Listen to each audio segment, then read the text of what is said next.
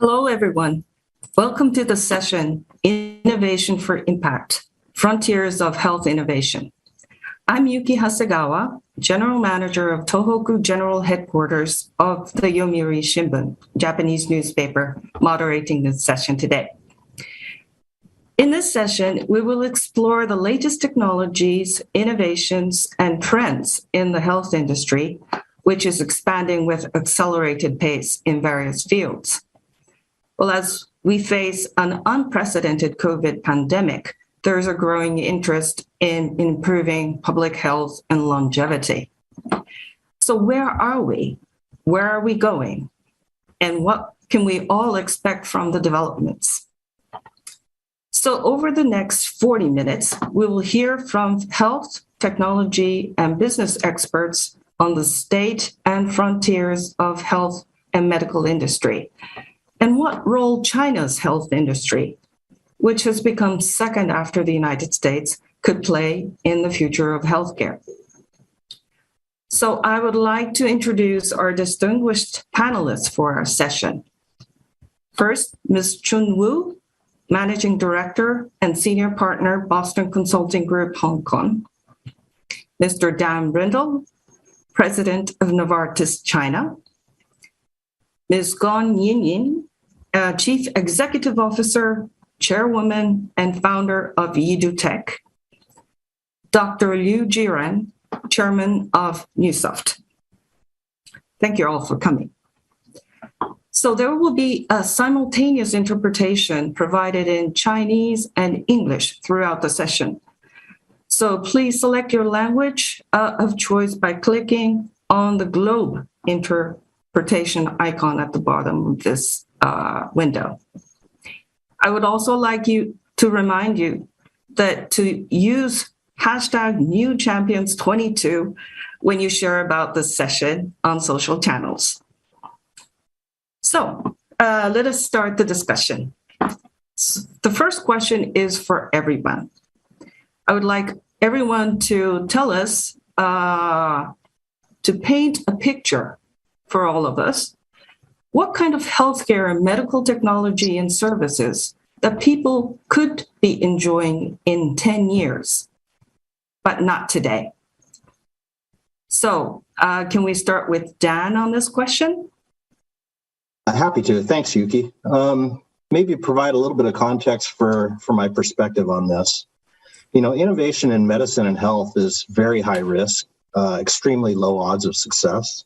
On average, 1 out of 10,000 molecules actually makes it to market. It can take 10 to 12 years, $1.5 to $2 billion to bring a new medicine to market. And then out of that, only 3 out of 10 are probably going to make enough money to actually earn the investment. So the sunk cost is huge. It's not for the faint-hearted. But advances in technology is accelerating. And, I'm optimistic about the future of healthcare. If I think about this, I think it's going to be increasingly patient-centric, precision medicine, very personalized and even customized, and I think increasingly curative as an aim. It's going to be about adopting new technologies, and in doing this, it needs to advance science. Hopefully enhances productivity and helps control spending, because that is a big issue, and then collectively to improve patient outcomes. So technology is going to be the platform. It's going to be the driver to advance radical change. I think for chronic disease, we're going to see things move from being more treatment-oriented to more light management. And I could give you some examples if it would help. But really getting into, the aim is curing disease. And I think that's really where we're trying to go. And then maybe just a quick comment, on the public health scene. I think the last few years has taught us a lot of lessons. And I think it's important that, as we all collaborate to try to find solutions, governments also have to collaborate and work together to manage these issues. And it's important that academia and industry and all other stakeholders play a role in that. So maybe I'll stop there. I'm optimistic about it, but it's going to be a challenge. Okay, thank you. So, Chun, maybe you could answer on this question? Thanks, Yuki. Well, Dan being very practical and optimistic, allow me to be a little bit dreamer.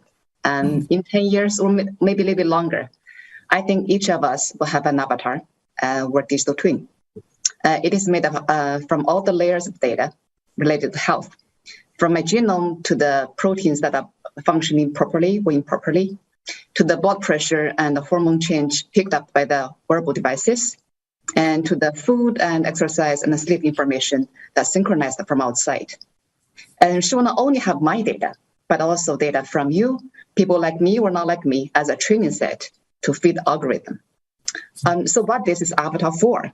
And I think this is where she is, the basis of the precision medicine, what Dan just mentioned about, or health management.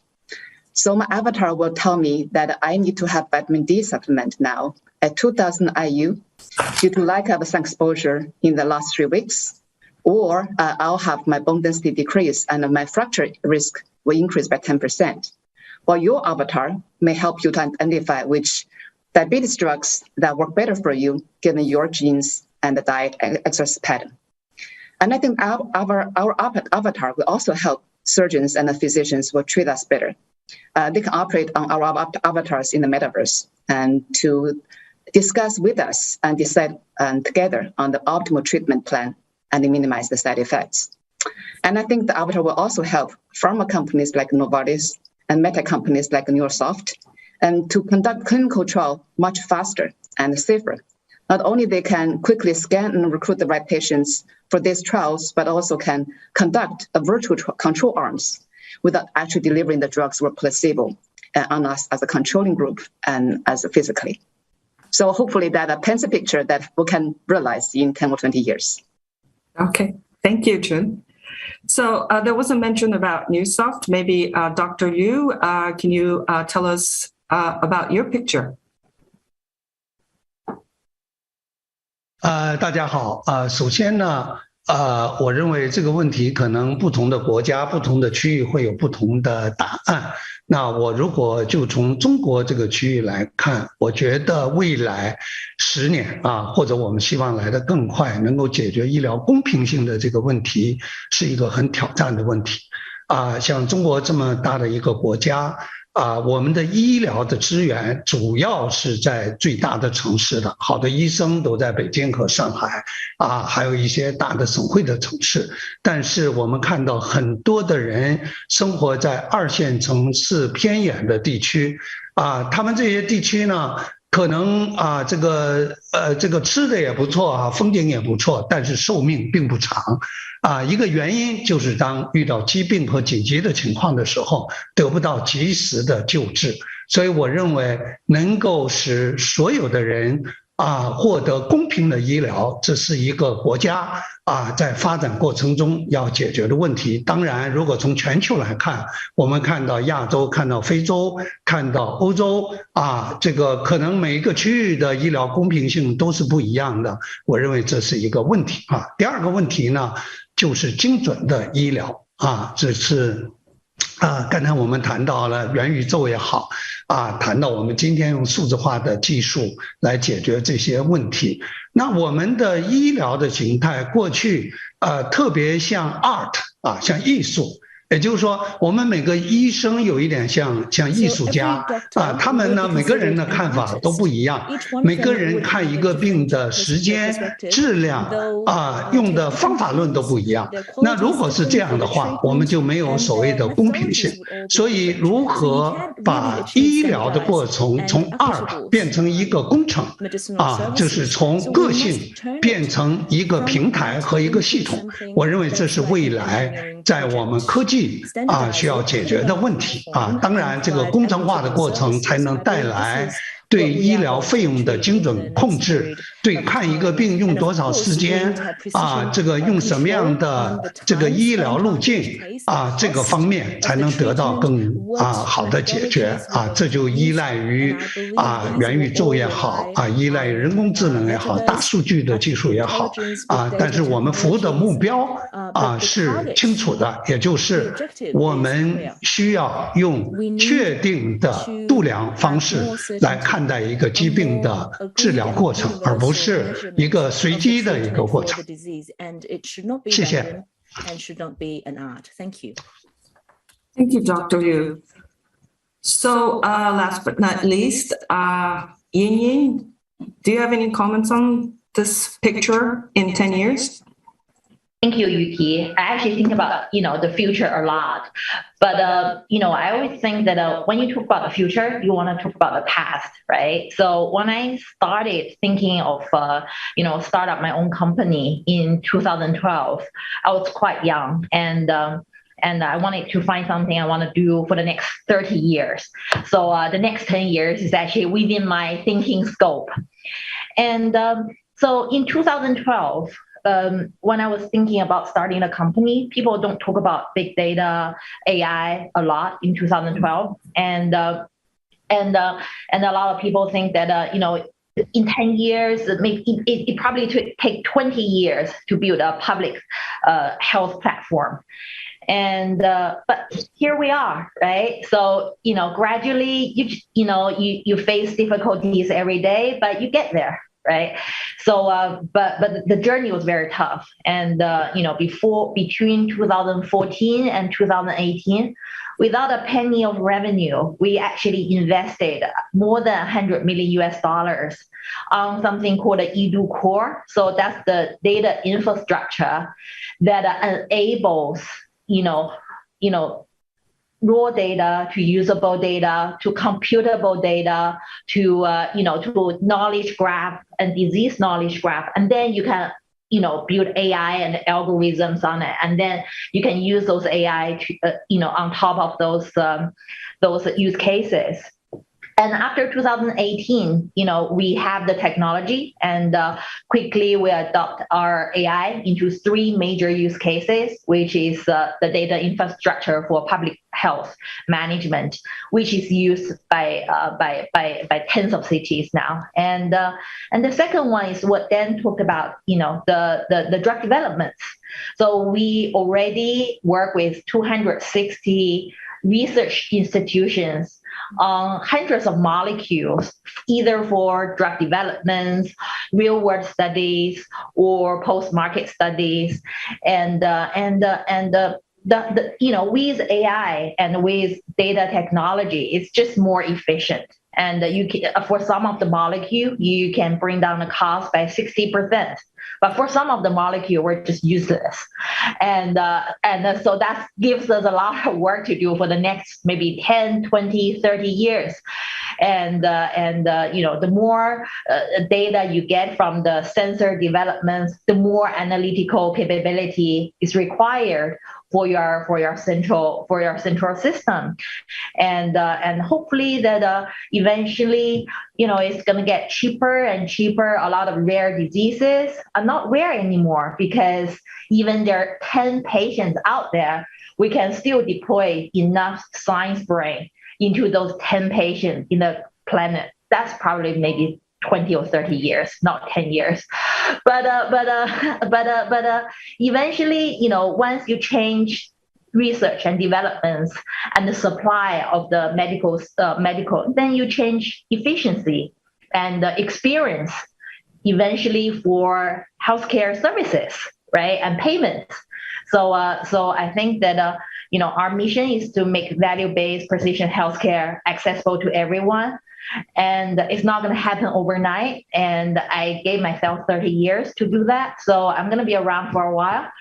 And hopefully in 10 years, drugs going to be cheaper, experience going to be better, more disease getting cured, and we'll all live longer. Okay, thank you very much. So the second question is related to what we discussed, what you discussed.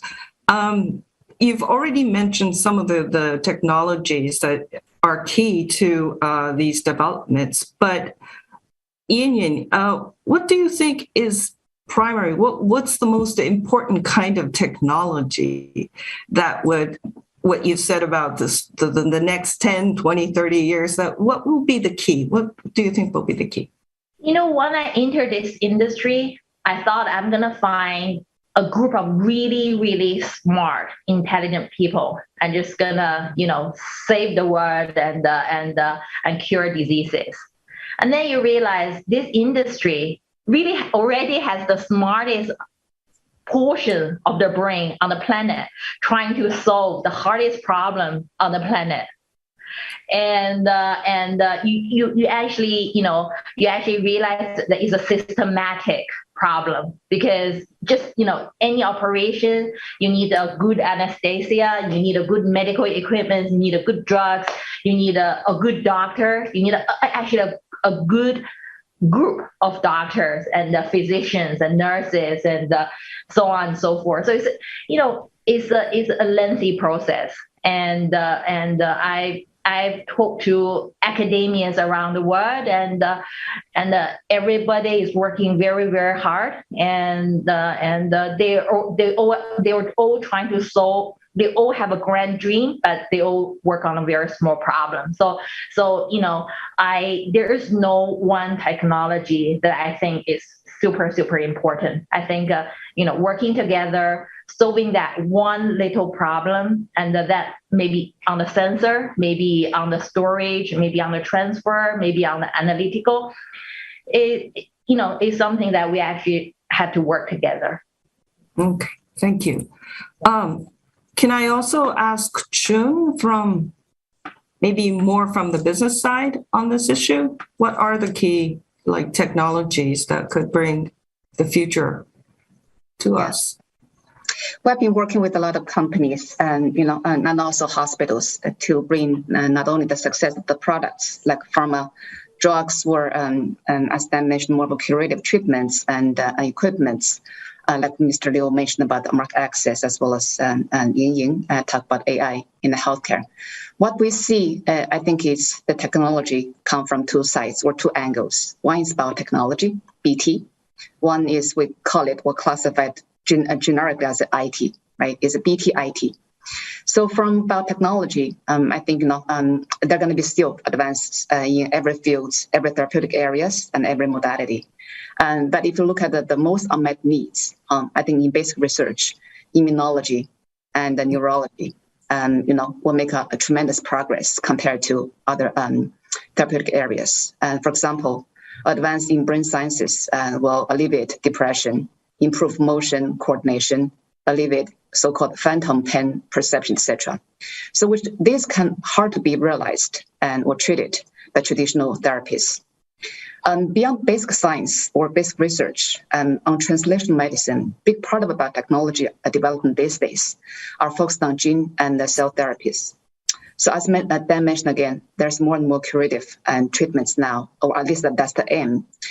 So this cell and gene therapy, and they treat or prevent diseases by correcting the underlying cellular or genetic problems. So they have great potential in treating the rare diseases and oncology, immunology, and later on more complex diseases. So these are from biotechnology side of angle. And from IT, and we just mentioned a couple of this technology already, but we have worked more and more these days with companies at the forefront of technology, including artificial intelligence, blockchain, and robotics, Internet of Things, and sensor technology, metaverse, and quantum computing. So these are not only applied to healthcare, but also other industries. But within healthcare, in a specific application or situation or use case, this technology is also helping the healthcare to advance the aims of curative prevention and better access to healthcare. Okay, thank you. So we'll just go to the challenges. We're talking about hopes and the possibilities. Now we go to the challenges for this industry. Dan mentioned that it takes a lot of cost, trials in developing new technology or new medicine. So what are the challenges? What are the major challenges that's hampering the breakthrough of this technology? Dan, could you start on that?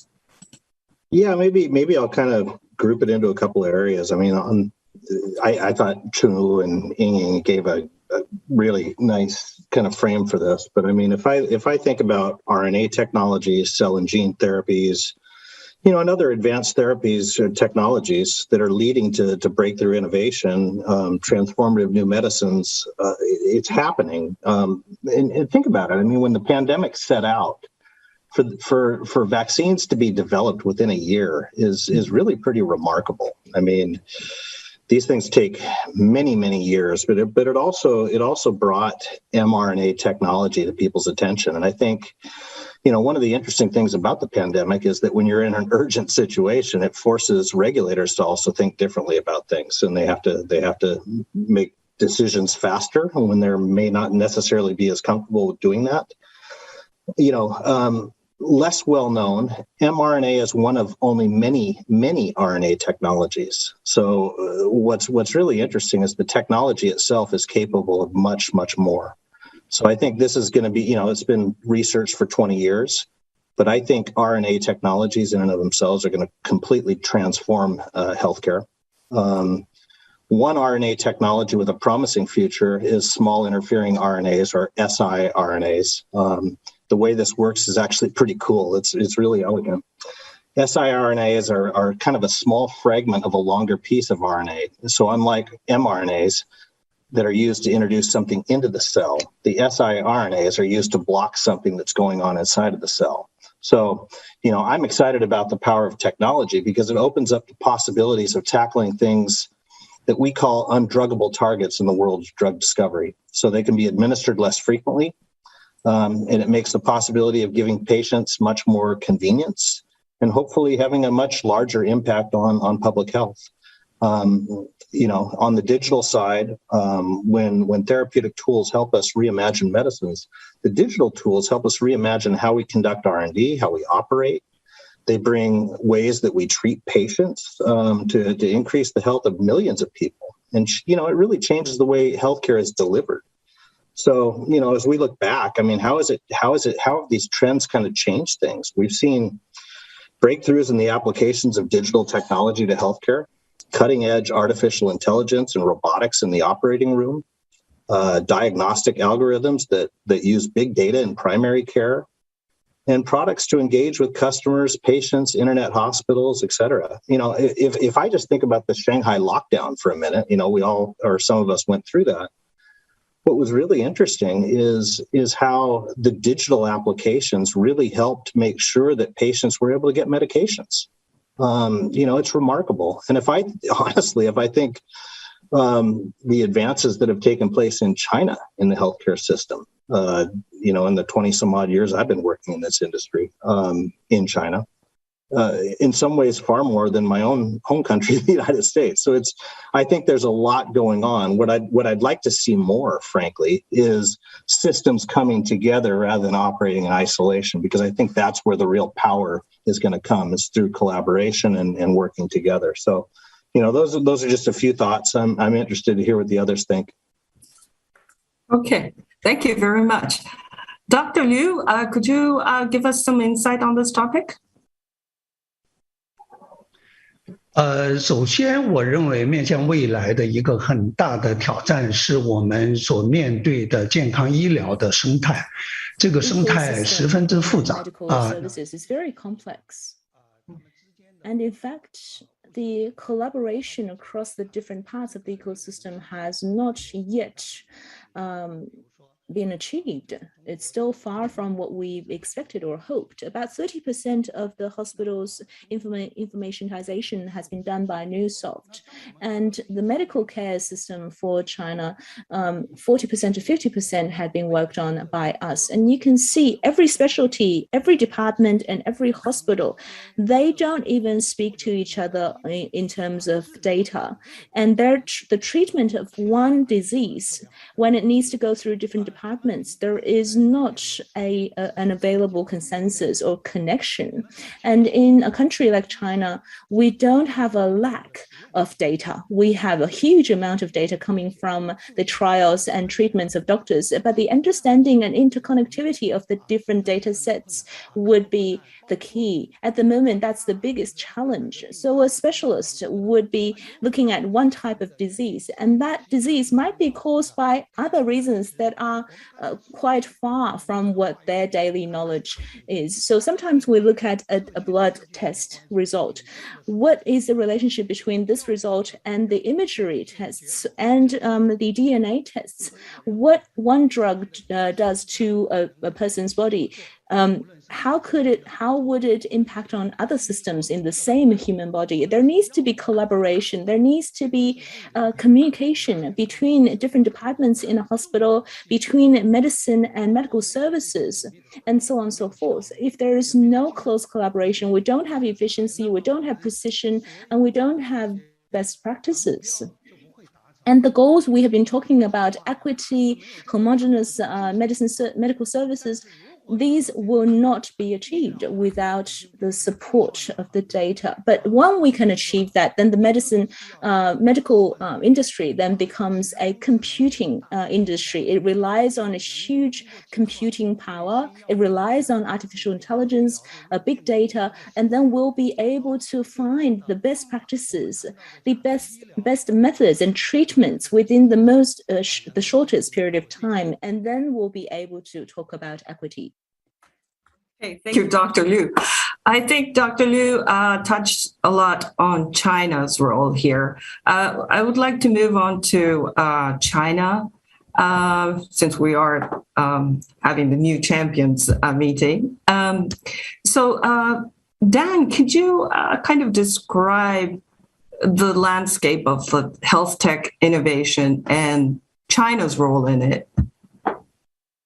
Yeah, so honestly, this is one of the coolest times to be in China. I mean, I've been working in China in this industry for the last 20 years. And so I've seen it transform. When I came, it was largely pretty much a very inefficient kind of generic driven industry. The government has had remarkable kind of far-sighted policies to drive the industry toward becoming an innovation industry. And we're starting to see that take place. I mean, you have a combination of repatriation of great scientific talent. You've got access to capital. You've got, really, really ambitious scientists and entrepreneurs coming together. And I honestly, some of the things that I'm seeing in China, I haven't seen anywhere else in the world. So when you got platform companies coming in and helping kind of find new solutions for patients, I mean, there's so much going on right now.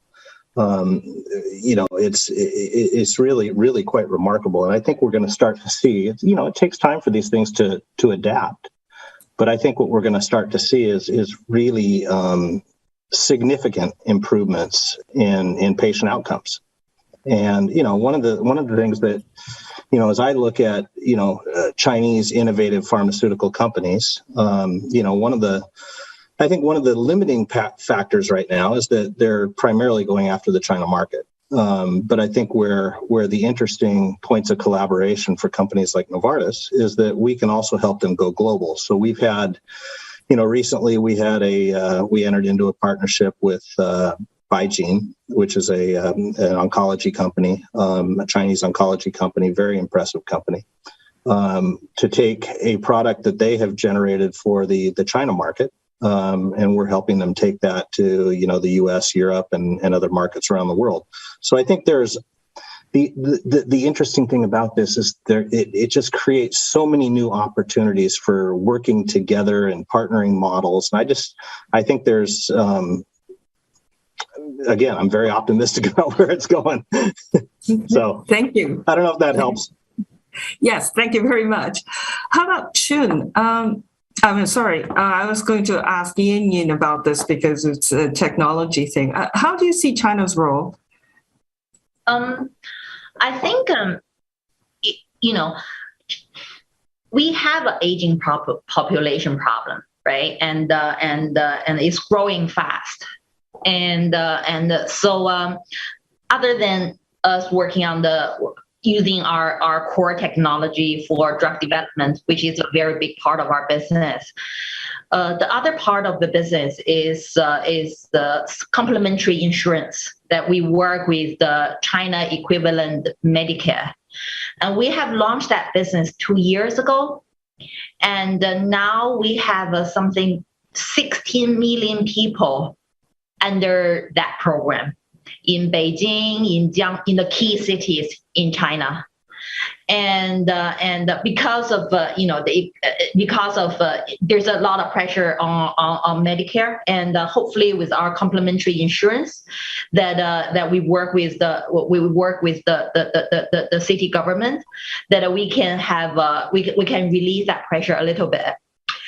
But the insurance that we offer is very, very cheap. So in Beijing last year is something called 195 yuan, which is very low. So that requires us to do very precise design of the insurance products, as well as you need to reduce the cost for underwriting and the claims. So which also needs a lot of technology. So in Jiangsu, to manage 3 million people, we process, I think, something tens of thousands of claims. With our system, we only have 4 people, right? And with the system. So I think, to answer your questions, we are trying to be as innovative as we can, and to make value-based healthcare more accessible to the public, to as many people as we can. And that includes, on the supply side, that you need to solve the R&D problem, being too expensive, inefficient, and so on. But on the payment side, you also need to work with insurance companies, Medicare, to be innovative about payments, right? So I think, China being so big, and it gives us the market and the opportunity for us to be innovative and to try. And so I hopefully that we can find a new pathway, and hopefully that will be helpful for other countries. Okay, thank you. So we're talking about this health technology. Dan mentioned about how it's been in the past in China. Dr. Liu, could you give us an insight on how health technology innovation evolved in China for the last few decades? The Chinese medical technology innovation has evolved with the overall growth and development of the Chinese society. We have been fortunate from day one. We have joined that process. In the very early days, there has been paper-based personal medical records, and then we put in IT systems, and now medical devices in China in the past relied on importations from other countries. China was a poverty-stricken country. We didn't have a lot of foreign exchange. We could not afford foreign medical devices. So we started to build our own CT scanners and MRI scanners. And then later on, with the IT infrastructure, it enabled the national Medicare. So we started to work on the cost control of Medicare. So we then had other technologies that were developed. We wanted to try to make medical services more equitable. We started to work with more hospitals. The pandemic had given us a lot of pressure. We have built majority of the PCR testing systems, including the one in Shanghai. We were under such big pressure because we had never envisioned there would be a need for tens of millions of people to get a PCR test on the same day. So we were under so much pressure, and we've tested 10.4 billion people PCR tests for so many people. Like Dan said before, we are so excited to be working in China these days because we have new problems every day. We need to solve those new problems every day. And this is because the Chinese society has grown and developed. And today that society offers us this many problems. And we need to make medical services more precise, more homogenized, and more equitable. And we need to create a more harmonious ecosystem. Dr. Wu talked about metaverse. Metaverse is also a main direction for us. We want to have more precise surgical measures and surgical devices. At the metaverse level, we're also helping Chinese cities For example, we have the data of China's Medicare. We built the Medicare system for majority of the cities, or 40% of the cities, and we have a huge amount of Medicare data. And we're going to open up that data to third party, commercially, to drug developers, to insurance companies, so that we can build an even better ecosystem. I believe that the big opportunity for China comes from overcoming the difficulties and challenges. The next problem will be aged care, because we do have an aging population. The country cannot afford so many institutional aged care. So there needs to be community-based and home-based Medicare aged care. We don't have that much money. We must also look at the experiences from advanced economies. We want to spend less money but achieve better outcomes. All of these problems can be or should be resolved with technology. And so technology really looks at challenges and difficulties as an opportunity, because that points us to the way for future development. Thank you, Dr. Liu. June, do you have any comments on this development, the evolvement of technology in China? Yeah, and as a consultant, we like to put some structure into no matter its history or its perspective on the future. I think, combining what everybody has said, we fully agree. In China, if you look into product, and no matter it's drugs or medtech, we can have a relatively clear phases. We put into 3 phases of development. I'll come back to the IT or ecosystem that Dr. Liu just mentioned, which is much less structured. On the product side, we have 3 phases. The first phase is from me too type of a fast following. The second phase is me better type of incremental innovation. And phase 3 is the breakthrough that changed the traditional treatment, right? No matter we've actually done systematic analysis for both pharma and medtech products. A decade ago, fast followers predominated R&D in China. And even for multinational companies in China, a lot of them just bring in products being approved overseas, in US or in Europe. But in 2021, 20% of Chinese pharma pipeline already beyond fast following. And they're working on new combo, new delivery system, new molecule, even new biological targets or mode of actions, right? In medtech, we analyzed all the products that have entered the registration green channel that typically have an innovation label, and found that fast follower took 50% in 2014, and that dropped to 26% in 2021. But these are relatively, we are very confident that China, and not only being fast evolving, but also keeping the momentum and poised for a bigger breakthrough. But once we come to the IT system, I think it's much less structured, is because, number one, given the size and given development speed, China has nobody to copy or to learn from, right? We have the universal coverage, which is actually both 1.4 billion, everybody's covered insurance, but the coverage is quite low. And China has the biggest number of internet users globally, right? So at the same time, our data isolation at a hospital or at a clinical level is also at an early stage. So how to really to advance in this very complex ecosystem and to reach not only the top of the pyramid, have the best treatment, and no matter drugs or medical and treatments, at the same time, the whole population get equal access to adequate medical care. I think it's not only a technology question, but also a social economic question as well. Thank you. We talked a bit about COVID pandemic. June, can I just follow up on this issue of this pandemic? Do you think it accelerated this development of technology, and how do you think it affected? Yeah, well, sure. And actually, we have done a global, because China and the rest of the world, actually experienced the COVID in the last 3 years or so in different pace and different intervals, right?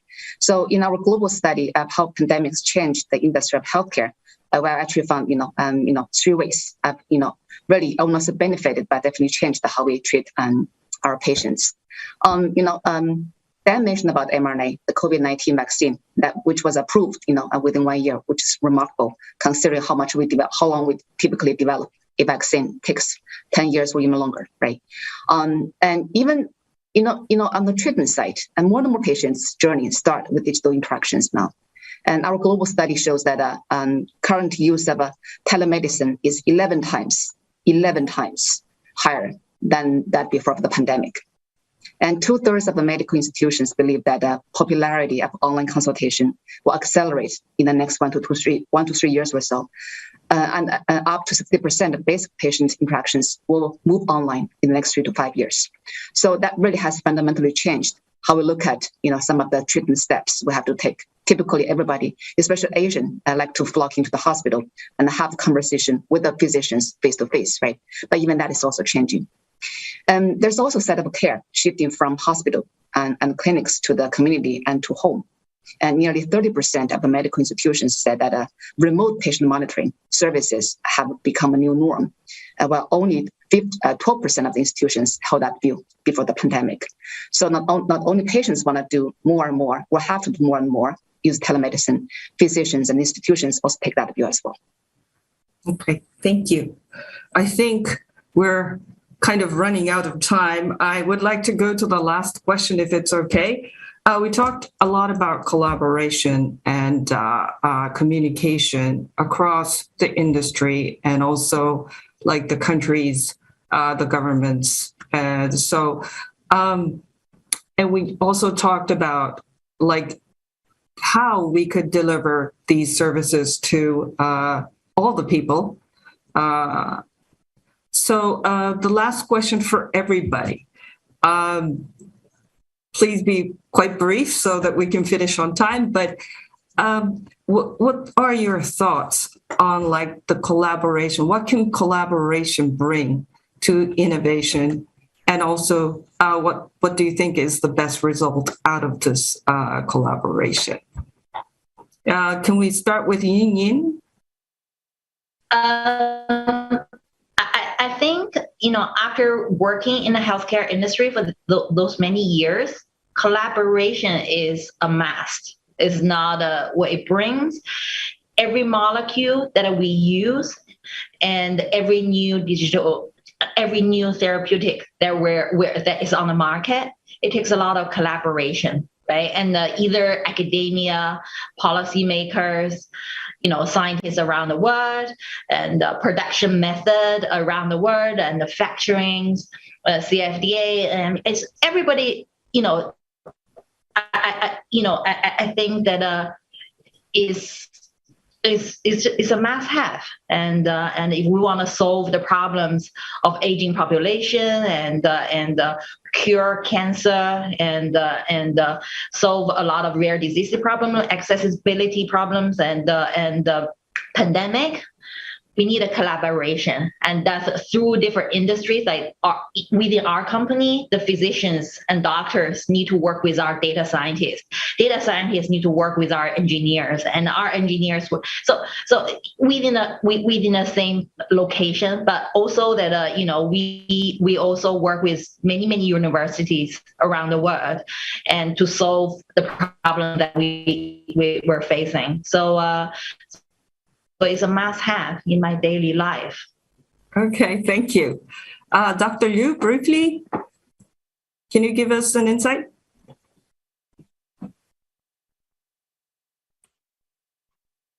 Very well. My apologies. For some reason, my camera is not working. I don't know if you can hear me clearly.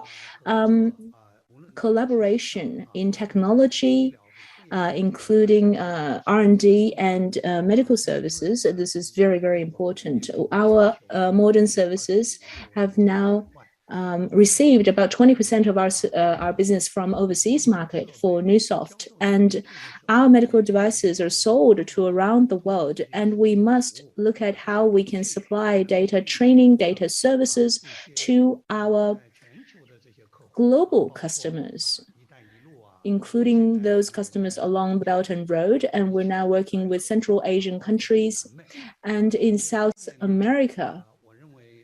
So in all of these aspects, I believe as China's medical devices and medical technologies go abroad to reaching other corners of the world, we must work with local medical institutions in the host countries. Thank you. We're really running out of time, but Chun, do you think you can give us an insight on this? And 2 words, 2 phrases. First, customer-centric, which promotes disciplinary collaboration. Number 2, global perspective. No matter for Chinese companies going global or multinational companies looking to China, I think the cross-border collaboration is a must to reach the benefits of the global population. Thank you. And Dan, could you kind of round it up? Well, I'll tell you, I think everybody said exactly what needs to be said. I mean, for me, the thing about this is it's not just industry, it's not just academia, it's not just government, it's all working together. And I think when they work together and apply and share information, we see great results. And when they don't, we see where it kind of breaks down. You know, Ying talked about how, you know, in this field, you're taking some of the most brilliant minds to the equation. But when you bring them country by country together, and bring that collaboration, the outcomes are absolutely amazing. So, I think we have a great future ahead of us. Thank you. Thank you all for joining us to this session. We don't have much time. My key takeaway, I must say, is that we can be optimistic because of this collaboration to bring everybody the services that we need.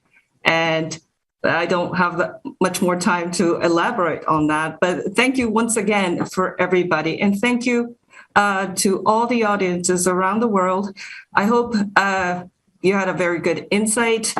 If you're sharing anything, please don't forget to use #NewChampions22. Okay, thank you again. Goodbye. Thanks, Yuki. Thank you.